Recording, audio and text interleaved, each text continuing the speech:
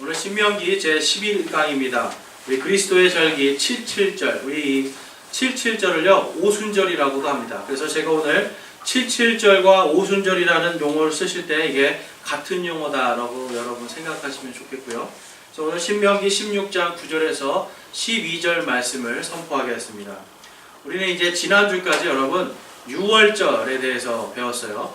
6월절은 바로 그리스도의 절기다. 그리고 특별히 교회의 6월절 이 절기를 무엇으로 바꿔주셨다고요? 주의 만찬으로 바꿔주셨다고 우리 지난주에 우리 살펴보았습니다. 기억들 나시죠? 기억이 날까 말까 하실 거예요. 그래서 한 번 더 말씀을 드리는 거예요.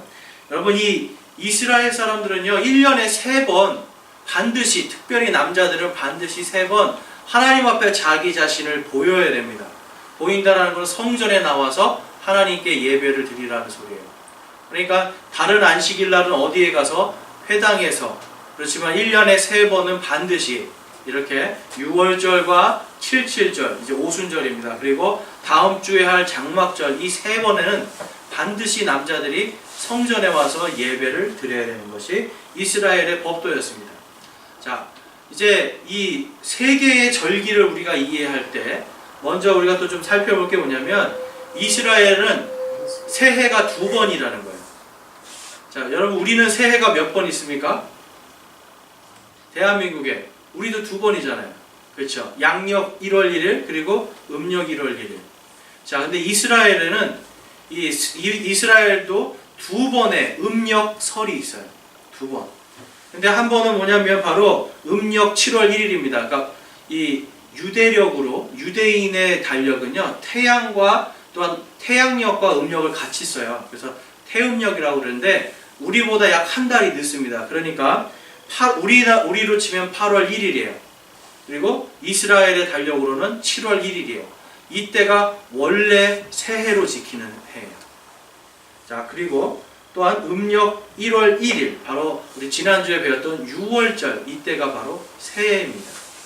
그래서 이스라엘에는 7월 1일과 1월 1일 이렇게 2번의 이 새해가 있는데 그 중에서 1월 1일 이 6월절 새해는 바로 종교 달력으로 새해예요. 왜 그런 일이 발생했냐면 하나님께서 특별히 이스라엘 백성들이 계속 수백 년 동안을 이 7월 1일을 새해로 맞이하다가 이제 출애굽을 합니다. 이집트에서 하나님께서 구해 주실 때, 그래서 그것에 대해서 감사하고 기념하는 마음으로 그때를 새해라고 선포해 주시는 거예요. 그래서 출애굽기 12장 1절에서 2절 말씀해 보면 이제 이렇게 말합니다. 이 달이 너희에게 달들의 시작이 될지니 곧 그것이 한 해의 첫 달이 될지니라. 너희는 이스라엘 온 회중에게 말하여 이르라. 이 달 10일에 그들은 자기 조상들의 집에 따라 자기들을 위해 각 사람이 어린 양을 취하되 한 집에 어린 양 한 마리를 취할지니라 라고 말합니다. 이게 뭐냐면 지금 이제 음력 1월 1일 그리고 음력 1월 14일이 바로 6월절이에요. 그러니까 음력 1월 10일에 이제 6월절 어린 양을 준비하고요. 그때 제가 뭐라고 말씀드렸어요? 집안의 모든 누룩을 다 없애는 거예요. 그러니까 하나님께서 6월절 준비 기간 동안에 누룩을 다 없애서 무슨 빵을 만들라고 하셨다고요? 누룩 없는 빵, 바로 무교병을 만들게 하고 거기에 모든 집안에 있는 누룩들을 다 제거하고 이제 새해를 맞이한 다음에 하나님의 6월절을 기념하는 겁니다. 자, 그래서 이 하나님께서 이 음력 1월 1일 이때를 우리로는 이제 2월 1일이겠죠. 이때를 종교 달력으로 새해라고 지정을 해주시는 거예요. 그러면서 이제 이 유대인들은 바로 음력 1월 1일을 바로 이 출애굽 이후부터 이제 그것을 지키는 것을 볼 수가 있습니다. 제가 그래서 이제 지난번에도 한번 어떤 말씀을 드렸는데 이 6월절에 누룩 없는 빵 그리고 이 썩지 않는 바로 포도주가 아니라 가짜 낸 포도즙을 통해서 예수 그리스도의 죽으신 몸 그리고 부활하신 몸 그리고 죄 없으신 그 피를 기념하여서 6월절 어린 양 대신 우리 교회들이 그것을 먹고 마신다라고 말씀을 드렸어요. 자, 근데 이제 하나님께서 이 무교병, 바로 이 무교절 기간 동안에 한 가지 절기를 더 주십니다. 그게 뭐냐 바로 초실절이에요. 여러분 초실절이 제가 무엇과 관련이 있다고 말씀드렸죠? 초실절은 바로 예수님의 부활과 관련이 있어요. 예수님의 부활. 민수기 28절에 보면 28장 26절에 또 너희의 이레들이 지나 첫 열매를 드리는 날 곧 너희가 주께 새 음식 헌물을 가져올 때에도 거룩한 집회로 모일 것이요 아무 노동도 하지 말지니라 라고 이야기해요. 자, 이때가 언제냐면요 여러분, 이제 이스라엘의 그 10월 달에 파종을 합니다. 음력 9월 이때 파종을 해서 밀과 보리가 이제 딱 자라서 음력 1월쯤에 되면 이제 보리가 다 자라요. 그때에, 그리고 이제 6월절이 됐을 때 그때 딱 첫 번째 보리를 낫을 대서 보리를 하나님께 드리는 초실절을 합니다. 그래서 첫 열매로 하나님께 초실절 이 감사 예배를 드리는 것, 경배를 드리는 것이 바로 초실절 명절인데요. 여러분 예수님께서 이 명절 그대로 죽으시고 6월절 어린 양으로 죽으시고 그 다음에 이 초실절 첫 열매, 잠자는 자들의 첫 열매로 어떻게 됩니까? 부활하시는 거예요. 그러니까 유대인의 명절을 보면 예수님이 이렇게 어떻게 사역하실지가 정확하게 딱딱 미리 하나님께서 주셨습니다. 자, 그로부터 예수님께서 부활하시고 나서 약 한 44일 정도 지난 뒤에, 그렇죠? 44일에서 45일 뒤에 무슨 날이 있습니까? 바로 오늘 우리가 읽은 77절이 있는 거예요. 자, 왜 77절일까요?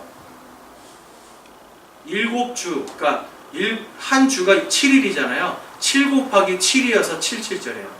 그러면 산수를 잘 하시니까 77에 49. 네, 맞습니다. 아, 곱하기를 다 잘 하시네. 네, 77에 49, 49일째. 그렇죠? 바로 낫을 딱 이렇게 보리의 낫을 딱 대는 그날부터 해서 정확하게 49일 뒤를 77절로 드리는 거예요. 그때가 바로 우리가 잘 아는 오순절입니다.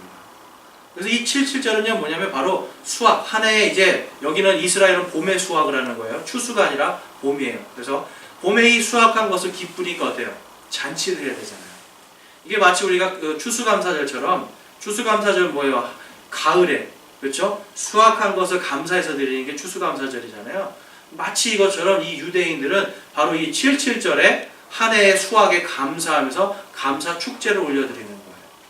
자, 이 축제는 어떤 축제예요, 여러분? 기쁜 축제잖아요. 근데 오늘 한번 말씀을 보실게요. 우리가 오늘 읽었던 말씀 16장 16장 11절에 보면 너와 내 아들, 딸과 남종과 여종과 내 성문 안에 거하는 레위 사람과 너희 가운데 거하는 나그네와 아버지 없는 자와 과부가 함께 주 내 하나님께 자신의 이름을 두시려고 택한 곳에서 주 내 하나님 앞에서 기뻐할지니라. 여러분, 지금 이제 이 성전에서 예배드리지 못하는 사람들을 다 불러 모으라는 거예요. 그러니까 어린아이들이잖아요. 어린아이들이든 종들이든 남종이든 여종이든 뭐 이런 거 상관없이 다 불러 모아서 하나님께서 이렇게 기쁘게 모든 우리에게 먹을 양식을 주신 것을 감사하면서 기뻐하는 게 바로 77절이었습니다. 그래서 여러분 이 77절은요 다른 게 아니라 이 평소에 하나님 앞에 나오지 못하는 사람들, 특별히 여기 보면 뭐라고 나옵니까? 여기에 이 하나님 앞에서 나올 때 이런 과부들, 아버지 없는 자들, 여러분 당시에 아버지가 없는 사람들이나 이 과부들은 전부 다 어떤 사람들이에요? 가난한 사람들이에요. 가난한 중에서 가장 가난한 사람들이에요. 왜 그렇습니까? 당시에는 남자들이 무언가를 이끌어 나가던 시대였는데 이 아버지가 없는 아이들은요, 여러분 아버지가 없으니까 어때요? 굉장히 어렵게 살아야 됐어요. 그리고 과부들은 어때요? 남편이 없으니까 어렵게 살았어요. 그러니까 그러한 사람들에게 이날 이 77절 이 기간 동안은 다 와서 같이 먹고 같이 나눠 먹고 가장 기쁨을 누리는 때예요. 그러니까 여러분 이때는 가난한 사람이든 어떤 뭐 종이든 어떤 이러한 사람들도 다 와서 함께 하나님께 감사하는 날입니다. 그러니까 여러분 77절이 좋은 날이에요? 좋지 않은 날이에요? 좋은 날이에요. 아주 감사한 날이에요. 자, 그런데 이제 여기 보면 이제 그 출애굽기 19장 1절에서 2절 말씀 보면, 죄송합니다. 여기 보면 이스라엘 자손이 이집트 땅에서 나올 때의 셋째 달에 바로 그 날에 그들이 시내 광야에 이르렀더라. 그들이 르비딤에서 떠나 시내 사막에 이르러 광야에 장막을 치되 이스라엘이 거기서 산 앞에 진을 쳤더라 라고 이야기합니다. 여러분, 이게 무슨 말이냐면, 지금 6월절 이후부터, 지금 6월절 1월 14일이라고 말씀드렸잖아요. 그때부터 계산을 해서 세 번째 달, 바로 이 77절에 이들이 하나님의 시내산 앞에 딱 도착을 합니다. 자, 여러분, 시내산 앞에 딱 도착을 했어요. 하나님께서 지금 홍해바다도 건너게 해주시고 그 광야를 하나님께서 구름 기둥과 불 기둥으로 딱 인도해서 지금 이 시내산까지 왔습니다. 왜 여기로 오게 해주셨을까요? 시내산에서 바로 이때 하나님께서 모세에게 율법을 주시는 거예요. 그래서 여러분, 이 77절을 우리가 오순절이라고 이야기하잖아요. 오순절이라고 할 때는 어떤 거를 기념하는 거냐면, 바로 하나님의 말씀, 율법을 받은 날이 오순절이에요. 율법이 약 613가지가 됩니다. 그 613가지에 대한 이 율법을 하나님께서 모세를 시내산으로 올라오라 해서 그때 거기서 주신 게 바로 이 율법이고, 그날이 바로 오순절입니다. 그러니까 여러분, 우리가 오순절 그러면 무슨 생각이 많이 드세요? 오순절 그러면 성령님 이렇게 생각하시는데, 제가 오늘 아침에도 오전 설교에 뭐라고 말씀드렸어요? 성령님은 무엇이다? 하나님의 말씀입니다. 예수님도 하나님의 말씀이고 성령님도 하나님의 말씀의 검이라고 성경은 말씀하고 있습니다. 자, 그래서 여러분, 이제 신명기 16장, 우리 16절 한번 보실게요. 16절하고 17절 말씀 한번 읽어보겠습니다. 우리 함께 읽어볼게요. 내 모든 남자는 한 해에 3번 곧 무교절과 77절과 장막절에 주 내 하나님께 택하실 곳에서 그분 앞에 보이되 주 앞에 빈손으로 보이지 말고 각 사람이 주 내 하나님께서 내게 주신 복에 따라 자기가 할 수 있는 대로 드릴지니라. 아멘. 여러분, 이 77절은요 어떤 날이냐면 바로 복음의 명절이에요. 복음의 명절. 왜 그렇습니까? 하나님께서 여러분 율법을 주잖아요. 그렇죠? 이 오순절은 복음의 명절이에요. 하나님께서 율법을 주실 때 여러분, 이 인간의 법은 사람을 어떻게 해요? 여러분, 살리기도 하고 죽이는 법이잖아요. 그렇지만 궁극적으로 어떤 법이에요? 다 잘 살게 하는 법이에요. 마찬가지로 하나님의 율법은요, 너희가 이 율법대로 지키면 내가 너희의 하나님이 되겠다라고 말씀해 주시는 거예요. 그것은 다른 게 아니라 당시에 이스라엘 백성들은 변변한 무기도 없었어요. 말도 하나가 없었어요. 제대로 된 싸울 수 있는 것이 아무것도 없었는데 하나님께서 무엇을 주세요? 말씀의 검, 바로 이 율법을 주시는 거예요. 그래서 너희가 이 율법을 잘 지켜 행하면 내가 너희의 하나님이 되어주겠다. 하나님이 다 지켜주겠다고 말씀하는 거예요. 그러니까 하나님께서 여러분 이 율법을 주신 거는 이 이스라엘 백성에게 어떤 겁니까? 복음이에요. 너희가 믿고 나를 따라오면 내가 너희의 모든 생명을 지켜주겠다라고 하는 복음이에요. 그래서 이 오순절에 모세가 이 율법을 딱 받았다라는 것은 이 이스라엘 백성들에게는 이제 우리가 이 율법을 통해서 하나님의 백성이 되었음을 선포하는 복음이에요. 여러분, 성령께서 교회에 이렇게 임하셨을 때 맨 처음에 일어났던 역사가 뭐예요? 바로 복음이에요. 복음이 선포되니까 수많은 사람들이 그것을 자기의 나라의 말로 듣고 예수 그리스도를 믿는 일이 일어나죠. 바로 오순절은 바로 이러한 복음의 명절입니다. 그래서 여러분, 여기에 이 17절에 보면 각 사람이 주 내 하나님께서 내게 주신 복에 따라 라고 이야기해요. 바로 이 하나님께서 6월절, 그렇죠? 무교절과 6월절, 그리고 이 77절, 오순절이죠. 그리고 장막절, 이 모든 게 하나님의 복과 관련이 되어 있어요. 그리고 이 세 가지 명절은 전부 다 복음과 관련이 되어 있습니다. 그래서 6월절은 예수님의 십자가와 부활이에요. 6월절은 예수님의 십자가, 초실절은 예수님의 부활, 그리고 오늘 이 오순절은 예수님께서 말씀으로, 성령으로 이곳에 우리에게 교회를 주시는 아주 이 복음의 핵심이 되는 명절입니다. 자, 그래서 여러분, 이 성경적으로 볼 때 이 예수님께서 이렇게 침례를 딱 받으시고 그 다음에 성령께서 그 자리에 딱 임하시잖아요. 그렇죠?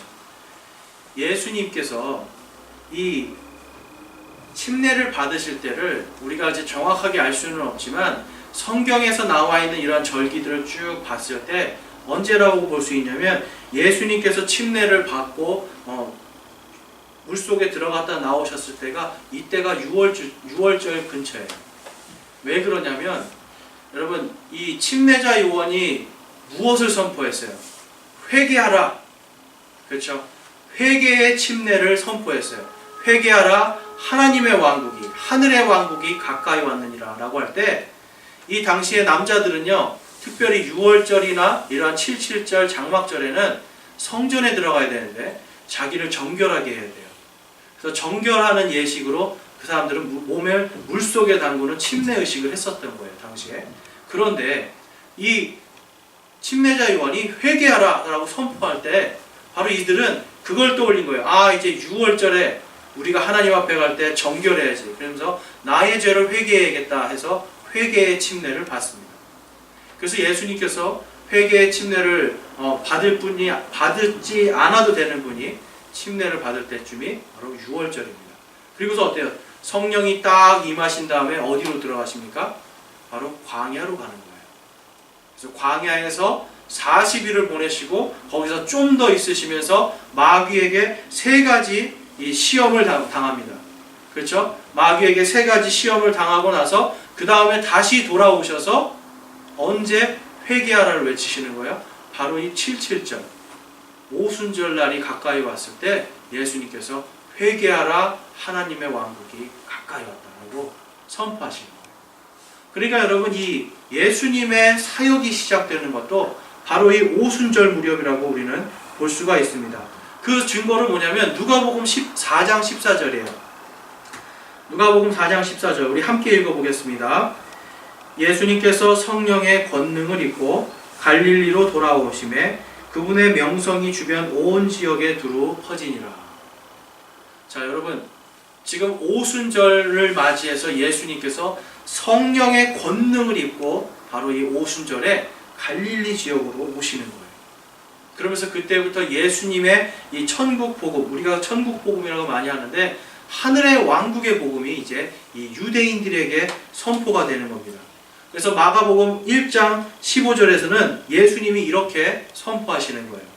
우리 함께 읽어볼게요. 1장 15절 시작. 때가 찼고 하나님의 왕국이 가까이 왔으니 너희는 회개하고 복음을 믿으라. 여러분 지금 무엇을 선포하셨어요? 예수님이 복음을 선포하시는 거예요. 광야에서 40일, 그렇죠? 6월달쯤에 침례를 받고 성령을 받으시고 그 다음에 광야에서 40일 이상을 금식하시고 그 다음에 성령에 충만한 상태로 성령의 권능을 받고 다시 갈릴리로 오셔서 그때에 때가 찼고 하나님의 왕국이 가까이 왔으니 너희는 회개하고 복음을 믿으라 라고 이야기하면서 복음을 선포하십니다. 여러분 오순절은요 이게 계속해서 어떤 이 복음의 하나님의 왕국에 대한 이러한 복음이 선포되는 날로 이렇게 미리미리 하나님께서 준비해 놓으셨음을 볼 수가 있습니다. 그래서 27, 38절에 보면 이제 그들이 내 말을 듣고 마음속으로 찔려 베드로와 나머지 사도들에게 이르되 사람들아 형제들아 우리가 어찌할까 하거늘. 여러분 지금 베드로가 복음을 선포했어요. 그랬더니 사람들이 사람들아 형제들아 우리가 어찌해야 되냐라고 물어보는 거예요. 그때 38절에 이렇게 말합니다. 이에 베드로가 그들에게 이르되 회개하고 너희 각 사람이 예수 그리스도의 이름으로 침례를 받아 죄들의 사면을 받으라. 그리하면 너희가 성령님을 선물로 받으리니. 이때가 여러분 오순절입니다. 지금 오순절에 성령님께서 지금 이 제자들에게 임하시고 이 제자들이 성령의 권능을 입어서 무엇을 선포해요? 복음을 선포해요. 그러면서 또 뭐라고 말해요? 복음을 선포하면서 이들이 예수 그리스도의 이름으로 침례를 받아 죄들의 사면을 얻으라 라고 이야기해요. 그리고 그리하면 너희가 무엇을 받는다고요? 성령님을 선물로 받으리니. 여러분 오순절은요 이게 계속 복음이에요. 계속 성령님을 받고 예수님도 하나님의 왕국의 복음을 전하시고 제자들도 마찬가지고 예수 그리스도의 복음을 전하는 거예요. 근데 특별히 침례가 상징하는 게 무엇입니까, 여러분? 침례가 상징하는 건 나의 옛 죄악들이 다 죽고 물속에 들어가면 죽고 다시 예수님과 같이 내가 새로운 몸으로 거듭나는 거거든요. 거듭난 사람만이 성령을 받을 수가 있는 거예요. 거듭남을 통해서 우리에게 성령께서 임하시는 거예요. 그래서 고린도전서에서 뭐라고 말합니까, 여러분? 우리 안에 성령께서 계시기 때문에 우리가 바로 성전이다라고 말씀합니다. 여러분, 오순절은요, 이렇게 그리스도의 절기이면서 바로 복음의 절기예요. 여러분, 오순절에 일어난 이 사건들을 가만히 보면 어떤 일이 있어요? 남종이나 여종이나, 여러분, 종들은 어떤 사람들이에요? 종들은, 그렇죠? 아무것도 자유가 없는 사람들이에요. 우리의 옛사람들 한번 생각해 볼게요. 우리가 옛날에 예수님을 믿기 전에 우리가 누구의 종이었습니까? 어디에 매여 있던 사람들이었습니까? 바로 마귀에게 매여 있었고 세상에서 매여 있던 세상의 종, 마귀의 종으로 살고 있었어요. 그런데 예수님께서 오시기 전에 하나님이 이 77절을 통해서 그 날을 어떤 날로 만들었어요? 모든 매여 있는 자들, 그리고 또한 아무런 힘이 없는 자들에게 바로 그날을 기쁨을 주시는 하나님의 기쁨이 넘치는 그러한 명절로 만들어 주신 거예요. 자, 그래서 보면 여기 이제 요한복음 1장 12절입니다. 요한복음 1장 12절 우리 함께 읽어보겠습니다. 그분을 받아들인 자, 곧 그분의 이름을 믿는 자들에게는 다 하나님의 아들이 되는 권능을 그분께서 주셨으니. 여러분, 오순절을 통해서 이제 누구든지 이 교회 안에서, 그리고 이 교회 밖에서도 마찬가지입니다. 누구든지 예수 그리스도를 받아들이는 자, 곧 그분의 이름을 믿는 모든 자들은 무엇이 된 자고요? 하나님의 아들이 되는 권능을 주신 겁니다. 이 권능은 무엇입니까? 바로 성령의 권능이에요. 성령님을 통해서 이제는 나의 옛사람들은 다 죽고 나의 죄는 어떻게 해요? 예수 그리스도의 피로 다 씻김받고 이제 성령께서 임하심으로 인해서 내가 하나님의 아들이 되는 거예요. 자, 여러분, 하나님의 아들이십니까? 이 하나님의 아들이란 말은 이 남녀노소가 다 같이 불러지는 말이에요. 여자니까 나는 하나님의 딸입니다, 이게 아니라 성경에서 하나님의 아들이다라고 하는 것은 뭐냐면 바로 이 하나님의 권능을 나타내기 위해서 주시는 말씀이에요. 그러니까 남자든 여자든 전부 다 누가 되는 거예요? 하나님의 아들이 되는 거예요. 그래서 여러분, 예수님이 우리 하나님의 자녀잖아요. 예수님은 그러면 영적으로 보면 무엇입니까? 우리의 형님이에요. 그렇죠? 여기 예수님보다 나이 많은 분 계세요? 없죠? 예수님은 영적으로 볼 때 우리의 하나님이시면서 동시에 예수님은 우리의 맏형이 되시는 거예요. 형님이 되시는 거예요. 이 오순절에 바로 그러한 일들이 하나님의 이 절기에 대한 계획하심을 통해서 예수님을 통해서 그의 제자들을 통해서 그리고 성령님을 통해서 이제 이 오순절이 단순히 먹고 즐기던 종들이 자유롭게 뛰놀고 기쁘던 그러한 날에서 이제는 누구든지 예수 그리스도를 받아들인 자들이 마귀의 종에서 세상의 종에서 이제 그것이 끊어지고 하나님의 자녀들로서 하나님의 아들들로서 하나님의 권능을 입는 바로 그러한 날로 바뀌는 겁니다. 그래서 여러분, 오순절은요 바로 복음의 명절이에요. 우리 그 다음으로 살펴볼 것은 오순절은요 여러분 또한 교회의 명절입니다. 우리 한번 11절 12절 말씀 다시 볼게요. 신명기 16장 11절입니다. 너와 내 아들 딸과 남종과 여종과 내 성문 안에 거하는 레위 사람과 너희 가운데 거하는 나그네와 아버지 없는 자와 과부가 함께 주 내 하나님께서 자신의 이름을 두시려고 택하신 곳에서 주 내 하나님 앞에서 기뻐할지니라. 내가 이집트에서 노예였음을 너는 기억하고 이 법규들을 지키고 행할지니라. 여러분, 지금 하나님께서 무엇을 기억하라고 말씀하시는 거예요? 내가 이집트 땅에서 노예였던 그 날을 기억하라는 거예요. 그런데 오늘 어디에서 기뻐하라고 말씀하세요? 하나님의 이름을 둘 그곳에서, 택하신 곳에서 기뻐하라 라고 성경이 말씀하고 있습니다. 여러분, 오순절에 성령께서 어디에 임하셨어요?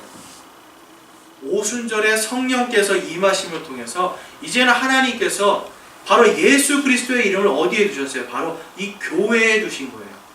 우리 각 사람 한 사람 한 사람이 교회이기 때문에 우리 마음속에 예수님의 이름이 새겨져 있고, 또한 이 모든 이 교회들이 모여있는 이곳, 바로 이 예배당, 연서 제1침례교회라고 하는 이곳에 바로 예수 그리스도의 이름이 있는 거예요. 그래서 여러분, 우리는 모이기에도 힘써야 되고 세상 속에 나아가서 예수 그리스도의 이름을 증거하는 것이 바로 교회가 해야 될 일입니다. 자, 우리 한번 레위기를 통해서 다시 한번 이 오순절에 어떤 일이 있었는지 한번 보겠습니다. 레위기 7번째 안식일. 자, 7번째 안식이 바로 77에 49예요. 그쵸? 안식일 다음 날까지 50일을 세워서 새 음식 헌물을 주께 드릴지니라. 너희는 너희가 거하는 곳에서 10분의 2 에바로 만든 흔드는 빵 2개를 가져올지니 그것들은 고운 밀가루에 누룩을 넣어 부은 것이요 주께 드리는 첫 열매니라고 말씀합니다. 자, 여러분, 우리 6월절에는 무슨 빵을 먹었어요? 누룩 없는 빵. 그런데 지금 오순절에는 무슨 빵을 먹어요? 누룩 있는 빵. 자, 누룩 없는 빵과 누룩 있는 빵의 차이점은 무엇입니까, 여러분? 누룩 없는 빵은 뻣뻣하고 딱딱하고 맛이 없어요. 근데 누룩을 딱 넣으면 어떻게 돼요?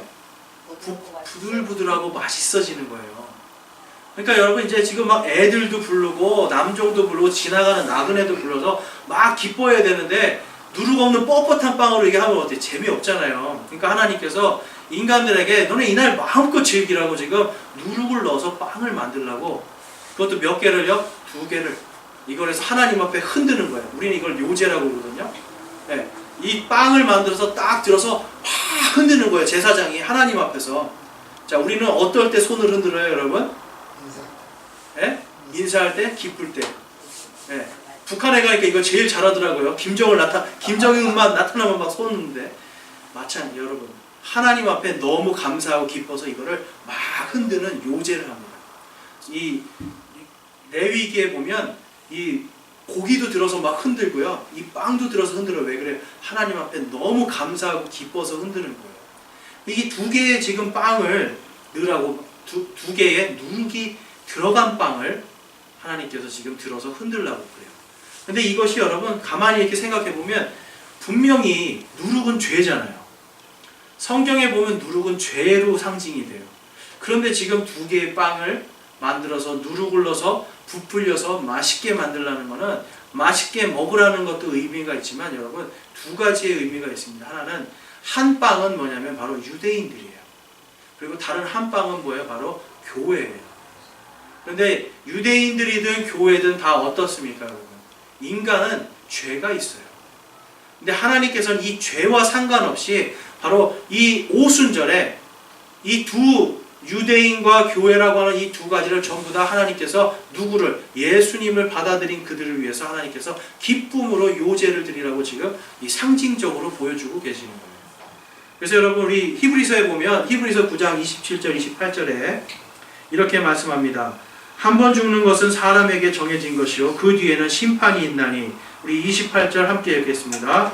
이와 같이 그리스도께서도 많은 사람들의 죄들을 담당하시려고 단 한 번 드려지셨으며 또 자신을 기다리는 자들에게 죄와 상관없이 2번째 나타나사 구원에 이르게 하시리라. 아멘. 여러분, 교회가 죄가 있든지 없든지 지금 예수님 뭐라고 말씀하시는 거예요? 죄와 상관없이 다시 오셔서 구원해 주시겠다라고 지금 히브리서에서 약속하고 계시는 거예요. 여러분, 오순절에 왜 누룩이 들어간 2개의 빵, 죄를 상징하는 이 누룩이 있는 2개의 빵을 들고 흔들었을까요? 바로 죄와 상관없이 누구든지 예수 그리스도를 받아들인 자들은 하나님께서 구원하시기를 약속하시는 그것을 상징하는 거예요. 그래서 여러분, 레위기 다시 돌아가 보면 이런 말씀이 있습니다. 레위기 23장 22절에 너희가 너희 땅의 수확물을 거둘 때에 너는 내 모퉁이를 수확하면서 깨끗이 거두지 말며 내 수확에 떨어진 이삭을 줍지 말고 가난한 자와 나그네를 위하여 그것들을 남겨둘지니라. 나는 주 너희 하나님이니라. 여러분 하나님께서는요 지금 왜 이 밭을 여러분 수확하려면 어떻게 있는 거 다 한국 사람 그렇지 않아요 여러분?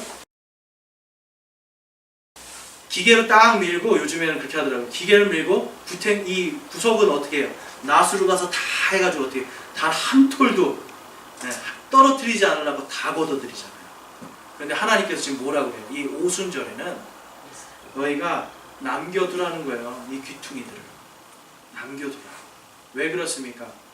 죄인들, 이스라엘 안에 들어갈 수 없는 이 그룹, 이들 안에 들어갈 수 없는 이방인들, 그렇죠. 거기에 보면 또 뭐라고 말씀하고 있어요? 가난한 자와 나그네들, 이러한 사람들이 여러분 이 오순절에 바로 하나님께서 이렇게 하라고 하신 그것 때문에 밭에 가서 이 밀들을 해다가 먹을 수가 있는 거예요. 여러분 먹을 것이 없는 사람에게 쌀 한 줌, 이 밀 한 줌이 얼마나 큰 겁니까? 그런데 하나님께서는 이들에게 바로 너희가 이 모든 것을 감사하되 밭에 내 모퉁이에 있는 것은 베지 말아라. 나그네와 가난한 자들, 이방인들을 위해서 남겨놓으라라고 말씀하는 거예요. 왜 그렇습니까? 바로 이게 하나님께서 이제 마지막 때에 그리고 이제 앞으로 있을 예수께서 오신 이후에 있을 바로 이방인들에 대한 바로 그러한 구원을 다 염두해서 이러한 것들을 미리 다 시청각 교육으로 만들어 놓으신 거예요. 여러분 당시의 사람들이 얼마나 기뻤을까요? 생각해 보셨어요? 배고프고 먹을 게 없는데 지금 당시에 그것도 아셔야 돼요, 여러분. 당시에는 땅을 매매를 할 수가 없었어요. 그러니까 이방인들이 이 땅을 살 수가 없는 거예요. 그러니까 그 땅에서 살려면 장사를 하든지 아무튼 겨우겨우 살아가야지만이 되는데 하나님께서는 그들을 위한 이렇게 음식을 마련해 놓으신 겁니다. 그러니까 어때요? 이방인이든 모든 사람들이 와서 하나님께 감사 찬양을 드릴 수가 있는 게 바로 오순절이었어요. 그래서 여러분 오순절에 어떤 일이 일어났어요? 온 이 오순절에 자신을 보이기 위해서 14개의 국가의 사람들이 흩어져 있던 이방인들, 흩어져 있던 이 유대인들이 전부 다 예루살렘 성전으로 모였거든요. 그때 하나님께서 성령을 통해서 복음을 전하게 하시고 그 복음을 통해서 어떻게 돼요? 3,000명의 사람들이 그날 바로 침례를 받고 교회에 더해지고 그리스도인이 됩니다. 여러분 오순절은요 이렇게 하나하나 하나님께서 말씀해 주신 것들이 예수님께서 이 교회를 세우신 이후에 성령께서 오신 이후에 다 계속해서 그것이 성취가 되는 것을 볼 수가 있습니다. 자 거기서 보면요 이제 이런 말씀이 있습니다. 자 그때에 사도행전 2장 41절에서 47절인데요. 41절은 바로 그 3,000명의 사람이 침례를 받고 교회에 들어온 것이고요. 그 다음에 44절에 보면 믿은 모든 사람들이 함께 지내며 모든 것을 공동으로 소유하고 자기 소유와 재산을 팔아 각 사람의 필요대로 모든 사람에게 나누어 주며 또 날마다 한 마음이 되어 성전에 거하고 집에서 집으로 돌아가며 빵을 떼면서 단일한 마음으로 즐겁게 자기들의 음식을 먹고 하나님을 찬양하며 온 백성에게 호감을 얻으니 주께서 구원받아야 할 자들을 날마다 교회에 더하시니라. 여러분 지금 레위기에서 뭐라고 하셨어요? 남겨놓으라고 했죠. 가난한 자들, 나그네들을 위해서 남겨두고 그들 먹으라고 했잖아요. 그런데 예수님 당시에 오순절에 이러한 하나님의 전통이 하나님의 이 명령이 지켜졌을까요? 안 지켜졌을까요? 안 지켜졌어요. 이 사람들은요 당시에 엄청난 부를 가진 사람들은요 여러분 가난한 자들을 돌보지 않았어요. 그런데 지금 성령님을 받음으로 인해서 지금 오순절에 이들이 다 변화가 됐잖아요. 마음이 막 변화가 되니까 어때요? 내 재산을 팔고 소유를 갖다 팔아가지고 이제 어떤 사람은 이것 때문에 생긴 게 있잖아요. 이 말씀 때문에 생긴 게 신앙촌이에요. 이 말씀 때문에 다 팔아가지고 교회에다 갖다 바쳐서 교회에서 공동생활을 해야 된다. 근데 여기 보세요. 지금 여기 보면 다 팔아서 교회에 갖다 바쳤어요. 아니에요. 그 소유와 그런 것들을 팔아가지고 각 사람이 필요한 대로 내가 필요한 대로 내 옆에 지금 내 형제가 너무 고프잖아요. 나눠주는 거예요. 하나님께서 주신 대로 내가 감사함으로 나눠줬던 거예요. 그리고 각 필요를 채워주고 집집마다 다니면서 빵 없는 사람들 어떻게 빵을 또 떼어서 주고 여러분 빵을 떼어준다는 건 뭐냐면 지금 내가 있는 빵 2개 중에 하나를 준다는 게 아니에요. 이 의미는 지금 내가 먹어야 될 이 빵을 이렇게 잘라서 주는 거예요. 그럼 가난한 자들이, 나도 지금 가난해서 내가 먹을 게 없는데도 이거를 잘라서 주는 거예요. 그러니까 당시에 여러분, 사람들의 마음이 메말라 있었는데 이렇게 갑자기 성령을 받아가지고 이 사람들이 충만해져서, 그렇죠? 내가 먹을 빵도 나누어서 주고 내 소유를 팔아서 가난한 사람들에게 그 필요를 채워주니까 어떻게 했어요? 기쁜 거예요.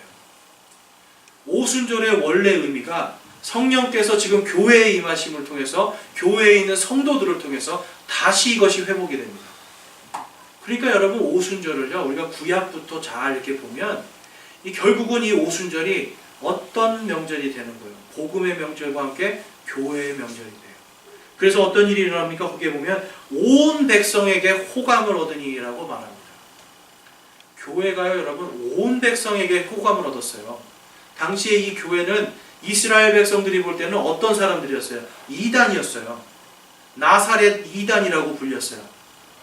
나사렛 이단이라고 불리던 이 교회가 지금 성령으로 충만해서 오순절에 하나님께서 하라고 하셨던 그 명령을 그대로 행하니까 어떻게 돼요? 온 백성이 호감을 얻는 거예요. 그러면서 그 뒤에 보면 주께서 구원받아야 할 자들을 날마다 교회에 더하시니라라고 말씀합니다. 여러분, 오늘날 교회가 온 백성에게 호감을 얻고 있습니까? 온 백성에게 호감입니까? 비호감입니까? 이게 점점 비호감으로 바뀌고 있습니다. 이게 왜 그래요, 여러분? 우리가 이 교회 안에서 이 오순절의 정신을 잊어버렸기 때문에 그래요. 오순절 그러니까 왠지 막 성령으로 뭔가 받아가지고 막 충만하고 뜨겁고 이런 거 생각하는데, 오순절은 여러분 그러한 날이 아니에요. 하나님께 가장 기뻐하면서 성령으로 충만한 사람들은 어떻게 해요, 여러분? 내 거를 팔아서라도 어려운 사람들을 도와주고 가난한 자들을 살피고, 내가 있어서 주는 게 아닙니다. 여기 보면 여러분, 내가 있어서 주는 게 아니라 내 것을 어떻게 쪼개어서 주는 거예요. 내가 먹을 것을 쪼개어서 남에게 주는 거예요. 나보다 없는 사람을 위해서. 교회가 바로 이 오순절의 의미를 잊어버리면 모든 백성에게 호감을 얻을 수가 없어요. 그렇지만 반대로 교회가 바로 이 오순절의 이 명절의 의미를 다시 회복하면 어때요? 그러면 온 백성에게 호감을 얻는 거예요. 여러분, 지금 우리나라에도 그렇고요, 많은 교회들이 지금 부흥을 우리가 이야기하고 있지만 결국은 부흥을 여러분 교회를 채우는 거로 자꾸 쓰는 거예요. 그게 아닙니다, 여러분. 이 오순절에 하나님께서 교회를 탄생시키셨잖아요. 오순절은 어떻게 보면 교회의 생일이에요. 그럼 이 생일 잔치를 우리는 지금 매주 드리는 거거든요. 이 오순절에 교회가 태어나서 교회들이 오순절에 하나님께서 레위기에 명령하신 것들을 다 회복시키셨잖아요. 바로 오늘날의 교회들이요, 이곳을 사람으로 채우려고 애를 쓰는 게 아니라 지금 교회에 가지고 있는 이런 재정들, 그리고 또한 우리 각자의 성도들이 가지고 있는 이런 재정들, 이런 거를 가지고 가난하고 어렵고 힘든 사람들, 나그네들, 외국인들을 위해서 이러한 것들을 우리가 쓰는 거예요. 그렇다고 해서 여러분, 이 신앙촌처럼 다 팔고 하라는 게 아니에요, 여러분. 그런 것이 아니라 내가 할 수 있는 한은 그러한 마음으로 살아야 된다는 거예요. 여러분, 베푸는 것에서, 그렇죠? 베풀고 도와주는데 싫어할 사람이 있나요? 그렇지 않습니다. 그런데 움켜쥐고 내 걸로 만들면 어떻게 해요? 싫어하는 거예요. 교회가 당시에 오순절에 이 하나님께서 명령하신 대로 손을 내밀어 베푸니까 어떻습니까? 온 백성이 호감을 사고 그걸 통해 구원받는 사람들이 생기는 거예요. 여러분, 우리 교회가요, 지금 점점점 비호감으로 가고 있잖아요. 그럼 반드시 오순절에 이 하나님의 명령이 회복되어야 될 줄을 믿습니다. 그러면 교회가 호감으로 바뀌는 거예요. 그래서 여러분, 우리가 하나님의 명령을 이제 보고, 오늘 오순절이 무슨 명절이라고요? 복음의 명절. 그리고 또 오순절이 무슨 명절이라고요? 교회의 명절이에요. 이 오순절에 과연 교회들은 무엇을 해야 될까요? 바로 성령을 받은 우리 성도들은 무엇을 해야 될까요? 여러분, 오늘 이 말씀처럼 우리는 하나님께서 정말 가난한 자들, 소외된 자들, 그리고 구원받지 못한 사람들, 구원받을 수 없는 그러한 사람들, 우리를 정죄하고 미워하는 사람들이 만약에 가난하여서 배고프고 힘들다라면 예수 그리스도의 사랑을 주는 겁니다. 말로만 사랑하는 것이 아니라 진심으로 나의 것들을 쪼개어서 내 빵을 쪼개어서 나누어주는 그러한 오순절에 하나님의 명령을 우리가 그대로 지킬 때 교회들은요 회복될 줄로 믿습니다. 그리고 이 교회들이 여러분 그것을 통해서 부흥할 줄로 믿습니다. 그래서 여러분 오순절의 성령 충만함, 그것은 다른 것이 아니라 하나님께서 명령하신 대로 우리가 내 이웃을 내 몸과 같이 사랑하는 바로 그것이 회복되고 실현되는 것이 바로 오순절의 깊은 의미입니다. 우리 교회들, 여기 앉아있는 모든 분들이 바로 이 오순절에 하나님께서 이 유대인 백성들에게 명령하신 것, 그리고 또한 오순절에 교회들이 그것을 회복시킨 것들을 기억하시면서 오늘 하나님의 말씀처럼 너희가 예전에 이집트 땅에서 노예로 있을 때를 기억하라. 바로 우리가 예전에 마귀의 종이요, 바로 사탄의 종이요, 세상의 종으로서 빛도 없이 소망 없이 살아갈 때에 예수 그리스도께서 빛이 되어주시고 그분의 피와 그분의 살을 통하여서 이제 우리가 구원받았고 그것을 통해서 우리가 감사함으로 이제 은혜를 받았다면 그것을 여러분 마음껏 세상 속에 나가서 움켜쥐지 마시고 내 가지고 있는 것들을 내가 나누어 주고 함께 은혜를 공유하면서 진정한 하나님의 교회로 거듭나는 저와 여러분이 되기를 주님의 이름으로 축원합니다. 우리 이 시간 기도하겠습니다. 기도하시